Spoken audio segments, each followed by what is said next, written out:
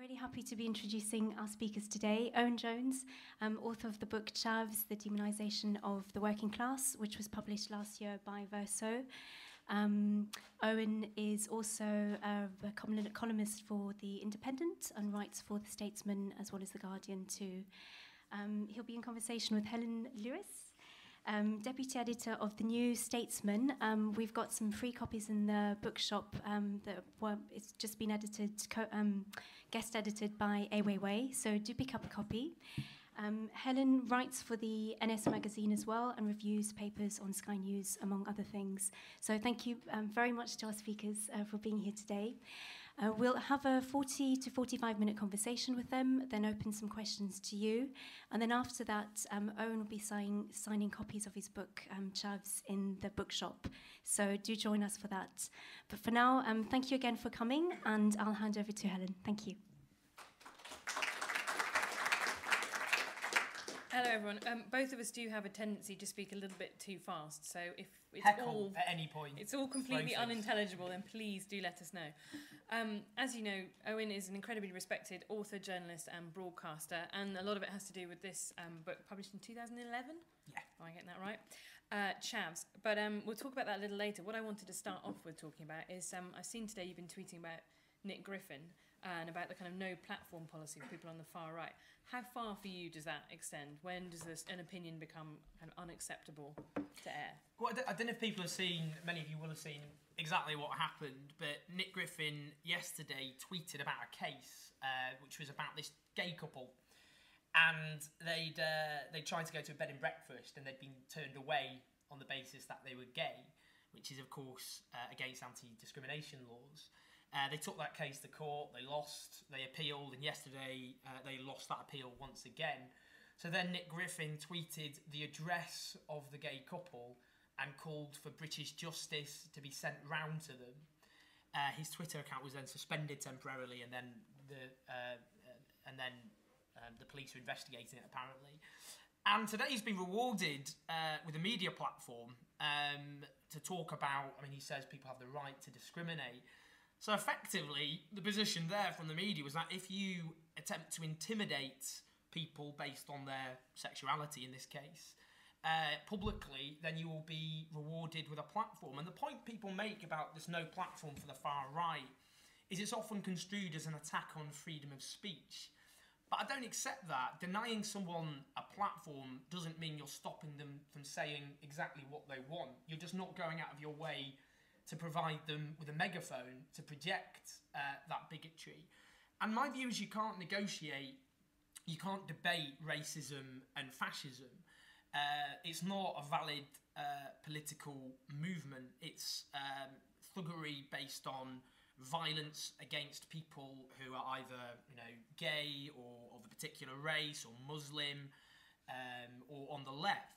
And we've seen, for example, in Greece with the rise of the far-right Golden Dawn. And there was a case where they were given a platform on national television, and a member of the parliament elected, a Golden Dawn member of parliament, when he didn't like what he was told by one of the MPs, who was on the left, he punched her in the face and then threw water in the face of the other woman. And my view is simply that the far right, but also not only do you get that sort of, that's kind of honest, kind of fascist in a way, because fascism is organised violence of that sense, but it also threatens the rights of minority peoples. We know that when people on the far right are given a platform, racist incidents increase. So it's also an attack on the rights of people to live secure lives. But my view is the far right simply have to be defeated. And that in the 80s and the 90s, that meant people taking to the streets. We saw that with the BNP in East London, Hope Not Hate activists who organised and reversed the fact there were 13 BNP councillors on the council. And they didn't do that by having a platform and discussing the finer intricacies of the far right's views on race or religion, and which are all based on lies. You can't debate those anyway. They simply said, they didn't attack their right to say what they said. They didn't go around trying to ban leaflets or anything. They just said, we're not going to debate them. So that's my perspective. I would never debate a fascist.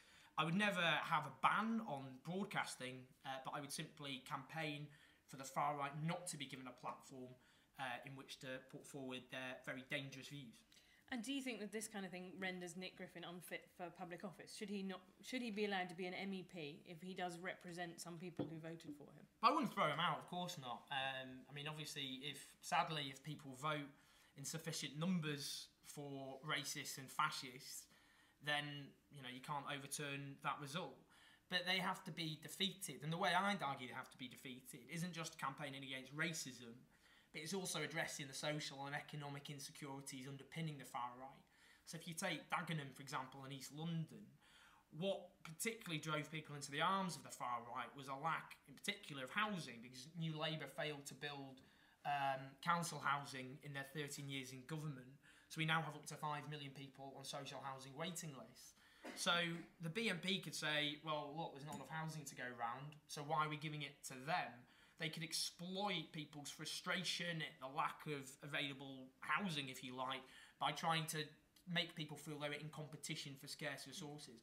So the left has to campaign not just against racism, but addressing housing, jobs, declining wages, without, obviously, whilst taking on the attempt to scapegoat, redirect people's anger from those at the top who are responsible for the lack of jobs and housing and declining wages in this country to people's neighbours down the streets. But that's done by campaigning and mobilising. It's not, obviously, by overturning democratic results. But you mentioned housing, which is interesting. So presumably the Tory plans to relax, greenbelt rules to try and encourage house building. Is that a Tory policy that you can agree with? No, I mean, there's a number of things that can be done. There's huge amounts of abandoned houses, particularly in London, which local authorities, in theory, have the power to take over. But there's plenty of areas we'd have to build on the green belt. And the argument, for me, it's one which I think is central to a coherent alternative to austerity. Because at the moment, the government are quite right, we're wasting billions of pounds of taxpayers' money on housing benefit. But that's not going in the pockets of the tenants, that's aligning the pockets of wealthy landlords who are charging extortionate rents because successive governments didn't build council housing, and also because of the abolition of rent controls back in 1988. So instead of wasting that money on basically, it shouldn't be called housing benefit, it should be called private landlord subsidy. Instead, what that money could be used to build council housing, which would stimulate the economy, create jobs, bring down the social housing waiting list in this country, and also stop the sorts of tensions you have in our communities. It's not just against immigrants. People go, well, look, I can't get a house, a single mother down the road, a teenage mum, those sorts of myths. It turns communities against themselves. And it's one of the great travesties of 13 years of New Labour rule was the absolute failure to build council housing. And I asked Hazel Blaze why that was, and she said no one was really interested in housing. But, and what struck me about that is if you had people in Parliament who'd been stuck on a social housing waiting list, or their kid had been in that position, those sorts of issues would be far more likely to be addressed. But the truth is we don't have MPs like that at the moment. And I find it interesting that you talk about setting communities against each other, because housing, this is one of the things I think we disagree on probably most violently, about that kind of intergenerational way of looking at things, and about the fact that you have people in their 40s and 50s are much more likely to be homeowners, and you've effectively got a generation of people, both from the middle class and the working class, who are now locked out of being able to buy their own house. But why don't you like to talk about it in those terms? I've got a number of problems with this idea of a generational conflict. Firstly, of all the groups you can generalise about, the generations are way down the list. There's a huge difference, say, a younger generation. There's a massive difference between someone who is privately educated, who is born into huge wealth, whose parents may be, millionaires, who as I say, goes to a private school, has financial support all their lives, can have financial support to do one of the many unpaid internships you increasingly need to get access into many professions, who can have that money to put down a deposit, or, for example, help pay some of the extortionate rents you get in places like London. So the difference between that and, say, a young woman who grows up in an ex-mining community where there are very few jobs about, where you don't have that sort of financial support, and where all the odds are stacked against you basically from day one. And at the same time, you can't generalise about an older generation when you have millions of pensioners living in fuel poverty. Hundreds of old people die in their homes every year because they can't afford basically to heat their homes. And at the same time, you have, I don't know, retired millionaires. They're just completely different groups of people. The only groups you can generalise are by class, because you can say those who are wealthy are by definition wealthy. Those who are poor are by definition poor. They have common shared interests, which are different from generations. So my fear is you end up in a situation where you put people against each other. And the reality is the problem we have with housing isn't to do with people at the top, people who are older. It's to do with the fact government stopped building council housing. We have this emphasis on home ownership, and now people are forced into the private rented sector with these extortionate, ever increasingly expensive rents. And you mentioned, I mean, you're one of the very few commentators, I would say, who is willing to talk about things explicitly in terms of class. And why is that? Why is that such a word that really makes people just seize up? It's interesting. I mean, it's funny. I did this thing yesterday for Australian radio because they were quite interested in this whole idea of class. Because abroad, the stereotype of Britain is we're kind of obsessed with class. But during the boom period, that wasn't the case. In fact, I mean, that's the whole point of the book. It was to take on this myth that everyone had become middle class, that the old working class had disappeared, and either it was aspirational and became middle class, and if not, all that was left was a feckless, problematic rump. So, for a long time, until the economic recession began, that remained the case, this idea of we're all middle class now, as Tony Blair put it. That's become untenable, in my view, because people are affected so differently by the crash. So if you look at the Sunday Times Rich List, last year they look at the top 1,000 wealthiest people in Britain. Last year their wealth went up by a fifth. The year before that it went up by 30%, biggest jump ever recorded. But the average Briton's going through the biggest squeeze in living standards since my gran was born in the early 1920s. So it's impossible to not talk about people with very different interests. And my view is you can't understand society without looking at that key division. It's about how wealth and power is distributed. And it suited people at the top to say, we can't talk about class, go back to the 60s, you're a dinosaur. Because when you start talking, if you can't have a discussion about class, it shuts down any scrutiny of how wealth and power is distributed in a society. I mean, Thatcher said class is a communist concept. It sets people into bundles and puts them against each other. I mean, she didn't mince the words to her credit. Back in 1976, before the Tories came to power, they released this statement of aims, and it said, the problem in Britain isn't the existence of class, it's the existence of class feeling. That's what they wanted to snuff out, that sense of people with a shared common interest, which was in contradiction to the people at the top. And that's the key point, is that people have divergent interests in society. So you can't straddle those interests, in my view, as a movement, or say the Labour Party. It can't hope to represent tax-dodging millionaires or millionaires who want to cut wages or in order to maximise their profits, who don't use public services and resent having to pay for them, and the vast majority of society who work for others, who need higher wages, better working conditions, depend on public services. They're different groups of people, and that, above all by the recession, has exposed just how different people's interests are, and that's why class matters.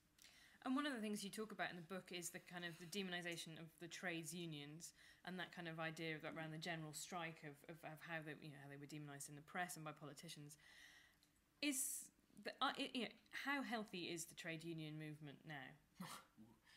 Am I going to get you in trouble? No, not at all. No, it's just not an ideal situation, is it? No, I think this is why I put it. I mean, it's the unions are being battered.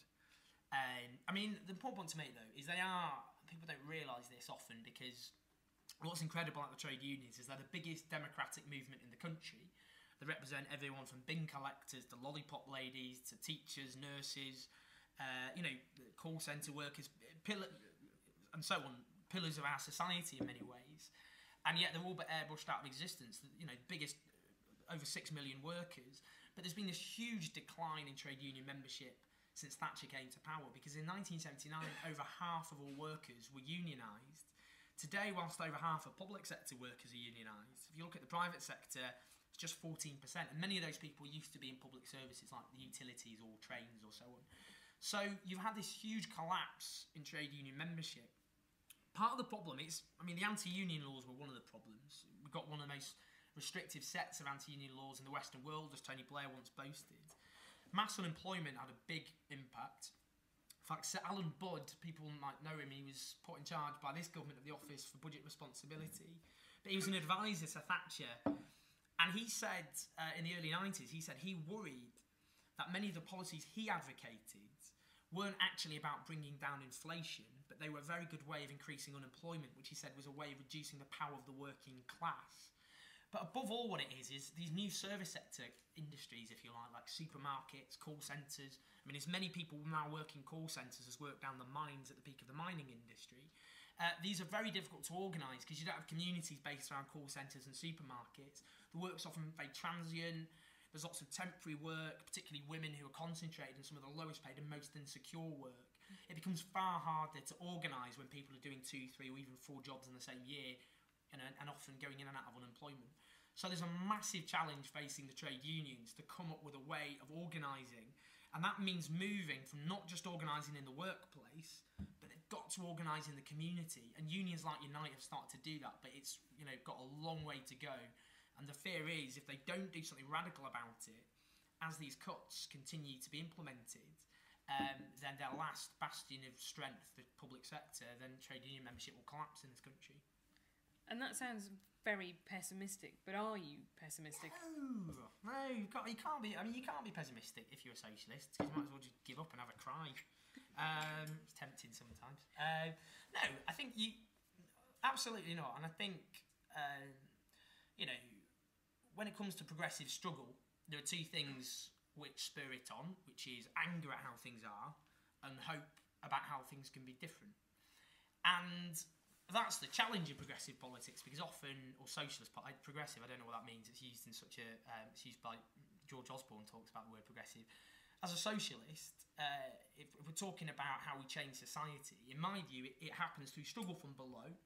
One of my favourite quotes is by an African-American statesman from the 19th century, a freed slave called Frederick Douglass, and he said, "Power concedes nothing without a demand. It never has and it never will." And that's true. That's how people organise with a set of demands, and they force those at the top, whether they like it or not, to concede. So for me, the challenge at the moment isn't just kind of, people's anger and frustration. It is often there, but it's often directed at the wrong targets. We've got this attempt to redirect people's anger from those who caused the crisis at the top to people's neighbours down the streets. The working poor against the unemployed over benefits, the non-disabled against the disabled over benefits, private sector workers against public sector workers over pensions. Very effective politics of divide and rule. So the challenge facing the left is to have a coherent alternative which can give people confidence to fight back. Because often the biggest threat facing the left is a lack of confidence. It's resignation to how things are, frustration and anger at what's happening with the cuts, but a sense of there's just nothing we can do about it.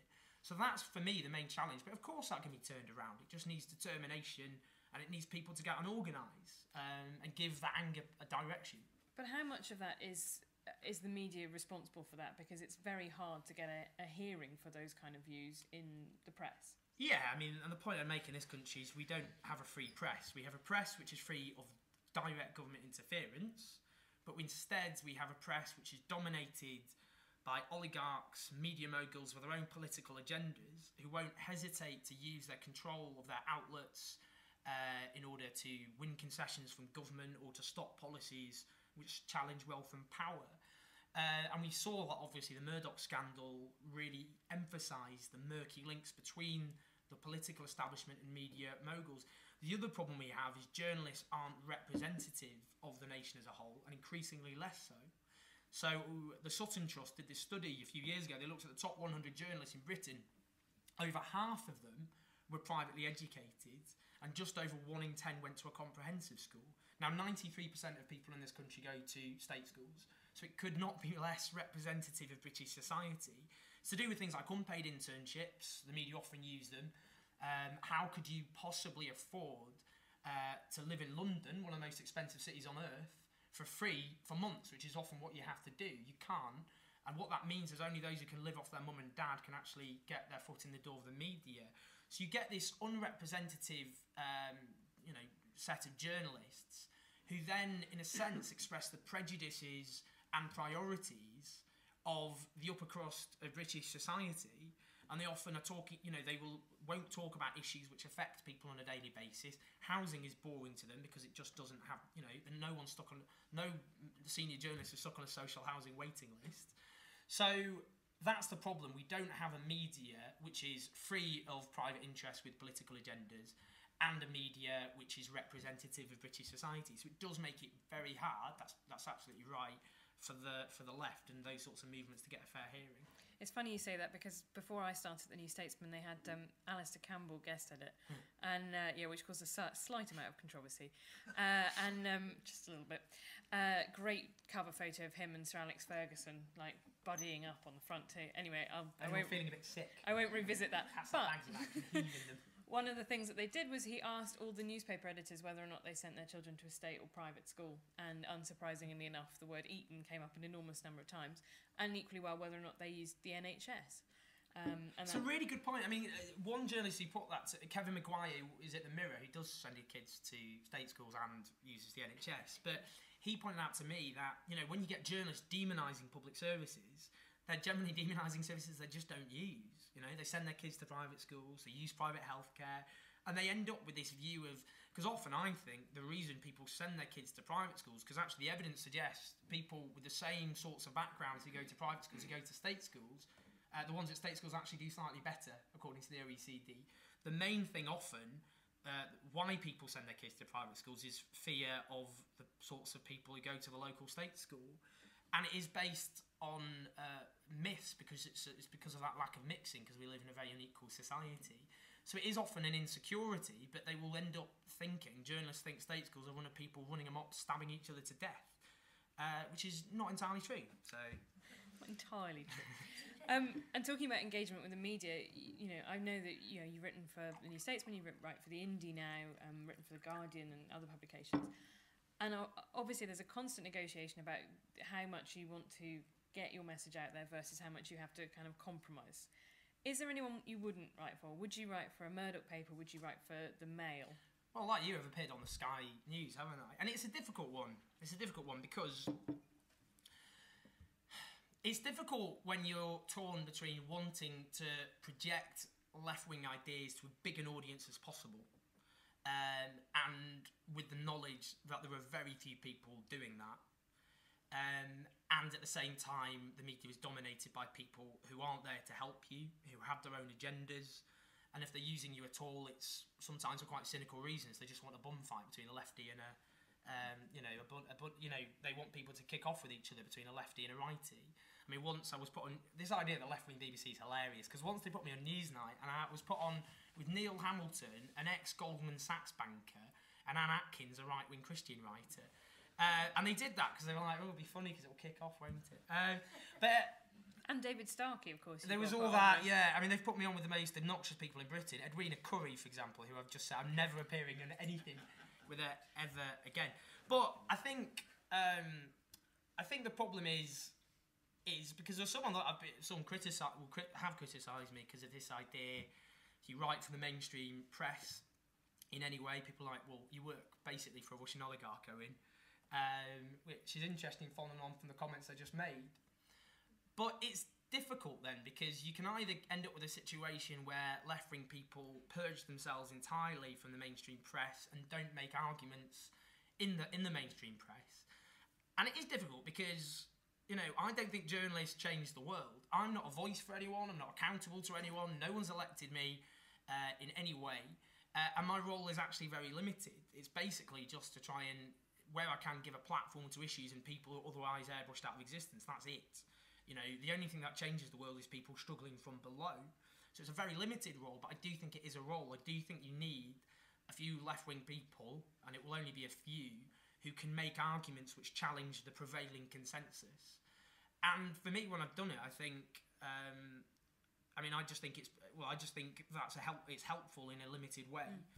But it does mean making a compromise. Of course it does, because it means basically you're working with people who are there in some ways would quite like to vandalise what you're doing. They oppose everything you stand for. So there isn't an easy answer to it, but I just think it's a necessary evil. But is there anyone you just wouldn't go near? I don't know. I think... Imagine I'm Paul Dacre approaching you with an enormous cheque. saying, no, well, that's would not you what- write something? I And I mean, won't edit it, I money promise, would be in the mail. the money would be irrelevant. I think it would be a bit pointless writing for the Daily Mail because I don't think there's anyone there you're going to convince. And that's the point you have to make. It's basically borrowing a megaphone off a thug. And it's the question of the audience. What's the audience you're yelling a megaphone with? How receptive are they? Now, if you're sitting in an audience of Daily Mail readers, am I sitting in an audience full of Daily Mail readers? Maybe I am.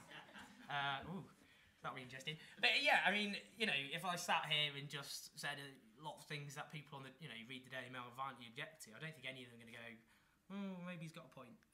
So I just think it's just about being pragmatic. Because I think if you just keep preaching to the converted. No, I agree with that. That's different. I absolutely agree with that. You should never preach to the converted. And this is the frustration I have with someone on the left. For example, when I'm criticised for trying to write or appear on Sky News or something, because it'd be very easy for me to preach to the converted, to write for left-wing newspapers. I spend half my time going up and down the country talking to people, and that's one of the most important things I do because I learn from people from doing that. So I'm not living in a bubble, which I don't want to do. But the last thing is there are lots of people. It's very easy to preach to the converted, and that's why it's making compromises. But I just think the Daily Mail. Maybe there are people. The Daily Mail's quite interesting actually because take UK Uncut, a campaigning group which went and occupied a load of shops to make the point about tax avoidance. The Daily Mail gave them quite good coverage because actually a lot of conservative or lower middle class people who read the Daily Mail get actually really ticked off about tax avoidance. They're like, well, we're striving hard and the people at the top, they're not, and they don't pay their taxes. So I do think, I'm not kind of ideologically completely opposed to the idea of writing for the Daily Mail. I just think I could write it and I don't really know the effort involved in doing that and the number of people who'd probably ridicule me. Would I change a single person's mind? Possibly, so I wouldn't rule it out, but I don't think it would. I'd probably have to donate it to a charity to avoid getting attacked as a sellout again. And before I move on to just talking about questions, I just want to talk to you about your next book, which is going to be about the British establishment, and what are you hoping to kind of uncover with that? Well, I think it's really come back into public consciousness, this idea. I think often when people talk about the establishment, I think some people traditionally thought it's kind of, you sound like a swivel-eyed conspiracy theorist, or, you're going to start being like David Icke and going on about the Illuminati and lizard people running the world. And for me, maybe that'll be what I find in the book. Maybe David Icke is right and we should have ridiculed him all this time. But I think it's about the establishment is unaccountable power. And I would argue, there is a ruling class in this country. So the question is, how does it work? How does it operate? How does it tick? So that's what I'm interested in doing. And I think the Murdoch scandal, for example, put that back on the agenda because that showed the links actually not just between media moguls and the political establishment, but also with the police, for example. And we've had a lot about the police, not just because of the Murdoch thing. We've had, Hillsborough, for example, recently, one of the most disgusting, outrageous cover-ups by the British establishment in modern history. And I think things like that have focused that. The idea of democracy having caveats, because you have the power of the city. You have this idea, for example, if you increase taxes, even if the overwhelming majority of society want it, it's this idea, well, we're under the blackmail of those at the top and they'll all flee and shut down the economy and that's it. So you've got the city, you've got the media, you've got the role of civil servants, which even some on the right argue about in terms of as a check on democracy. And you've got the nature of the political establishment itself, how it's become professionalised, how it lacks roots in communities in the way it once did. So I think I just want to look at that and look at how it all links together, partly because I don't think that sort of study on the left as a polemic has been done for a long time. There used to be books by Jeremy Paxman, yeah, Friends in High Places in 1990. Anthony Sampson did a series of books over decades. Who Rules Britain? Yeah, exactly. And he passed away in The Anatomy of Britain. It started off as, and we and that was interesting. He came from a centrist position, but for me, I think it would be interesting to.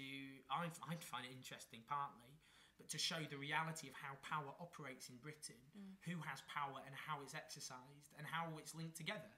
I don't know how it is, so hopefully I will at some point if I finish If writing you ever write it. If I ever write it, yeah. It's a good point. Well, in that case, I thought I'd throw things open because I hope that a couple of people have some questions for Owen. So if anyone wants to put their hands up, we have got a roving microphone. Or Helen, why can you can answer some questions. I can answer some questions if anyone wants to, but yeah, you might prefer to talk to Owen.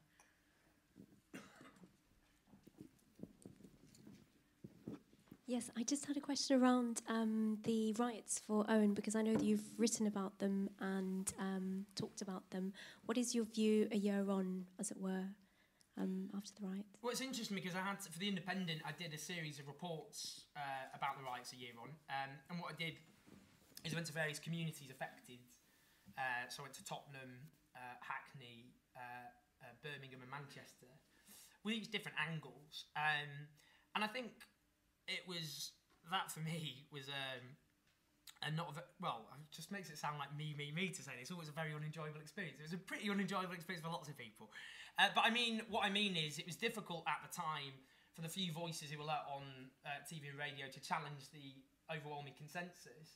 That was largely because people were so scared and angry, and understandably so, at what happened. So any attempt to understand what happened for a while was seen as attempting to justify what happened, which is always the way, that sort of debate is shut down. And there was a huge backlash, which involved, attacking, blaming single parents. There was one Daily Express editorial. It was brilliant. It said, the reason for the riots was fatherless children who, they'd been abandoned, become feral as a result. And then the next paragraph blamed fathers passing on their violence to children. I don't quite know how they got both of them in. The other was attacking, it was this idea of the feral underclass. And then there was a backlash, obviously, attempted by David Starkey against black people, which was this idea that black culture, as he so-called as he defined it, had turned white people into thugs, which was an overt racist attempt to scapegoat black people whilst kind of being quite clever about it, because most people who rioted weren't black. And for me, it's complicated, the riots, and there's a number of reasons for what happened. One of them was the growth of lots of young people with no future to risk, because lots of young people who took part, I've interviewed rioters, people who've been to prison, and there was lots of motivations. Some of it was just having a laugh. Some of it was a sense of euphoria. Some people had the best days of their lives, as they put it. Some of it was, showing off in front of their mates even. Some of it was anger and frustration. But what brought them all together was a lack of a secure future to risk. For the first time since World War II, young people, particularly working class backgrounds, are likely to be poorer than their parents. There's lots of other things at play. There was the role of, I'd argue, racism, particularly looking at the issue of stop and search. Now, under Section 60, black people are up to 28 times more likely to be stopped and searched by the police. Now, many of the young black men in particular I've spoke to will make the point, sometimes the police will stop them and they'll be polite, even apologetic, other times threatening and intimidating, and come across as often, I've heard, the biggest gang round here. Now, where I was similar with lots of the people I interviewed is I've never been stopped and searched in my entire life, but many of them have been stopped and searched since the age of 12 years old. And it felt often like harassment. It felt like they were basically being harassed in a very unpleasant way. And that fueled a huge amounts of resentment in many communities, particularly in places like Tottenham and Hackney. There was that issue as well. I think there was a lethal combination of inequality and consumerism. London is one of the most unequal cities on earth. The top 10% are worth 234 times, I think, the bottom 10%. And yeah, unlike Paris, where you kind of have the affluent in the middle and the poor around the edges, though we are moving towards that because of the government's policies, you get rich and poor living on top of each other, and people can see almost what they don't have on a daily basis. But it's difficult because often you'll make these arguments, people get most angry about it are people themselves who might be poor or unemployed and go, well, I'm in a difficult situation, you don't see me rioting. And of course there's agency, but the point is when you've got such a growing number of people with no secure future to risk, it only takes a very small minority of those to respond in that way, and that's what we saw. So I do think it was a combination of that lack of hope or future for many people, a sense of harassment by the police by some, inequality and consumerism, and I think that isn't to justify what happened, and that's where sometimes people will make that point, attempting to understand is justifying it. It's obviously not true. And unless we understand it, it will happen again. And in my view, those who want to shut down that debate are those who will ensure it will happen again, and they must be resisted. So. It's funny, isn't it? It's the same thing about the politicisation of death, in the same way that when somebody very controversial dies, lots of people want to say we shouldn't discuss that, which is in itself... dreading Thatcher as a result. I mean, this idea, I know lots of people probably, come on, some of you got champagne waiting, I bet you have, but it's going to be a nightmare. It's going to be like Princess Diana's death combined with a 3-month-long Conservative political broadcast. And people say, she put the great back into Great Britain. Those who are hammered by her rule will be airbrushed off the airwaves. They'll have the odd, tokenistic lefty might be, and they'll be like, how dare you attack our great PM? It will be, I think it will be a nightmare. But that's the point, isn't it? Is they will say, well, this isn't the time to say something rude about her. She's just died. But you can't uncontestedly pretend that everything was Well, exactly, because they'll politicise it. They'll turn it into, political propaganda. There's a kind of venerate Thatcherism, even though a lot of the reason we're in the crisis we're in at the moment is precisely the legacy of Thatcherism. But you're right. I mean, that's my fear. They will do that, and any attempt to counter the politicisation in one direction will be seen as vindictive lefties who can't accept they were defeated. Yeah. Do we have any more questions? Hello. My question is, I know you're from Stockport, so am I, and obviously Stockport as a borough itself you could argue is quite divided and diverse. So my first question is, I'm sort of intrigued about what part of Stockport you're from. Okay. And secondly, how much of that, of sort of growing up there, has affected sort of your views and how you feel about things? I'm from Kale Green, Davenport area, which is just near the centre of Stockport. And Stockport, just to explain, is a very divided city. In fact, some of the areas, the suburbs, are some of the most affluent probably in the country, actually. Bramall, Cheadle, Hazel Grove, parts of Hazel Grove anyway. Often they wouldn't regard themselves as Stockport, though, would they? They'd regard themselves as Cheshire. I always found people in Stockport who were a bit snotty. Yeah, I live on the edge of Stockport, and I've heard people describe themselves as living on a village on the edge of the Peak District. It's quite a popular phrase. Exactly. So I grew up in an area which was, it was obviously huge amounts of poverty in the local area. I mean, I certainly wouldn't pretend to be a working class hero because I'm certainly not. And in fact, it was the contrast. Because my dad was a local authority worker, he works for Sheffield Council. He lost his job in the 90s, and my mum taught IT at Salford University. And the people I grew up with, so take my primary school, Cogreen Primary School, I was the only boy to go to sixth form, let alone university, and that wasn't because I was brighter. It's because I had odd stats in my favour, which the people I grew up with obviously didn't, which is one of the reasons this idea of class being dead in Britain was just so obviously absurd in my view. So I think... I mean, obviously that had an impact. That just kind of contrast. I mean, that was an area, many of those people grew up in families which were really badly hit by Thatcherism. I remember actually in 1992 when the Tories won the general election, all my teachers came dressed in black because they weren't very happy about it. So it was, I think, I was born in Sheffield originally. I grew up partly in Falkirk, then in Scotland. And these were all communities which were really badly hit by Thatcherism. But above all, I grew up in I think 4 generations of my family on both sides are socialists, so it's hardly like that hasn't had an impact on my views. But certainly growing up in areas, Stockport is interesting because of those divisions, because you'll get a few miles out, not even that far out maybe, you'll get huge kind of affluence. It's a bit like Surrey in some ways, isn't it? Sort of Bramall, Cheadle, and then you'll get areas of huge poverty. So yeah, I think that's made an impact. I just had one more question, sorry. Obviously, you were talking about you were talking about the generations and how that's used to divide people. Often, obviously, the north-south divide, for example, is used quite often. Do you think that's a dividing factor, or do you think that's a real thing that needs to be solved as such? Well, it's complicated because obviously a lot of the old industries were based in the north, and like mining, for example. You had a bit of mining in Kent, but overall, lots of those communities which were most badly hit and never recovered were northern. But as we were just discussing, there were huge areas there were pockets of areas of affluence in the north, there are areas in the south of extreme poverty, working class communities which were battered. London has some of the highest rates of poverty in the entire country. The southwest is one of the poorest areas in Britain. In fact, Cornwall is one of the poorest areas in the whole of Europe. The EU, sorry, it gets special assistance as a result. So I'm always wary about this north-south divide. It's certainly true much of the southeast is disproportionately prosperous. Many of the home counties are. But again, within even Surrey or Buckinghamshire, there are areas as well of poverty, which I just wouldn't generalise. And that's why, as I say, you can only really generalise about class, because you can generalise about people who share similar conditions, whilst in the north and the south have internal huge divisions, as do generations, as do, even gender or race. And is the point with the struggle for women's liberation. I think, you can't talk about class without looking at gender, but you can't look at gender without looking at class as well.